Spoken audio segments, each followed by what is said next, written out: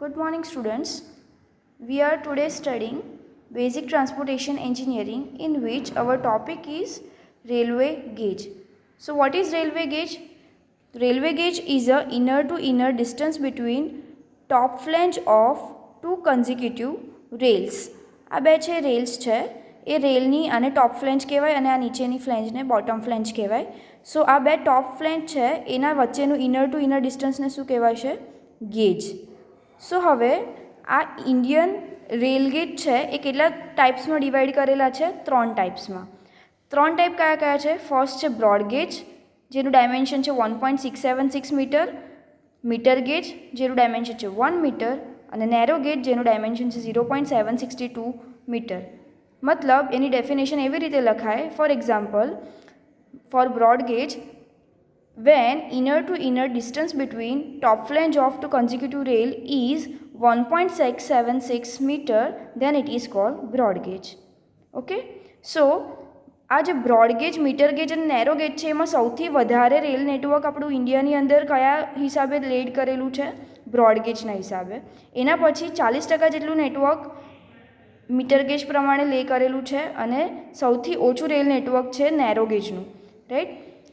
સો આના પરથી આપણે શું કહી શકીએ કે broad gauge is widely used in all over the country. હવે આ જ સેમ રેલવે ગેજના જે ડાયમેન્શન છે એ સ્ટાન્ડર્ડ છે અને આ રેલ ગેજના સ્ટાન્ડર્ડ ડાયમેન્શન બીજા કયા કયા કન્ટ્રીએ અડોપ્ટ કરેલા છે?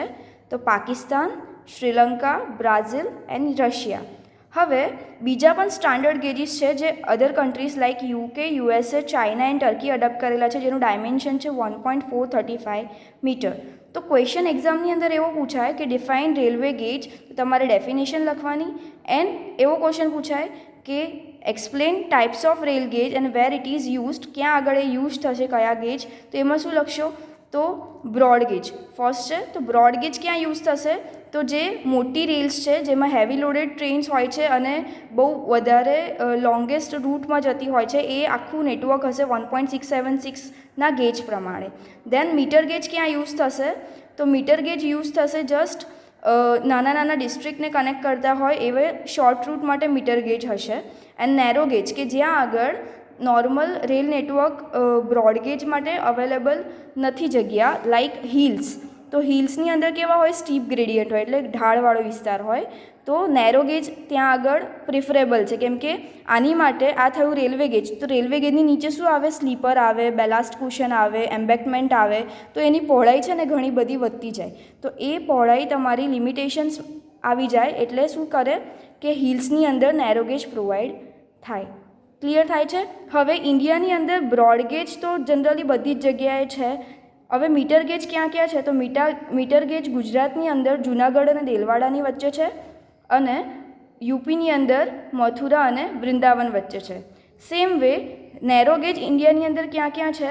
તો એક દાર્જિલિંગ હિમાલયાની રેલવેઝની અંદર, દેન માથેરાન હિલ રેલવે અને ગ્વાલિયર લાઇટ રેલવે, એ નેરો ગેજની પ્રમાણે એના ટ્રેક્સ છે. તો ક્લિયર થાય છે કે શું હોય railway gauge? Thank you for listening.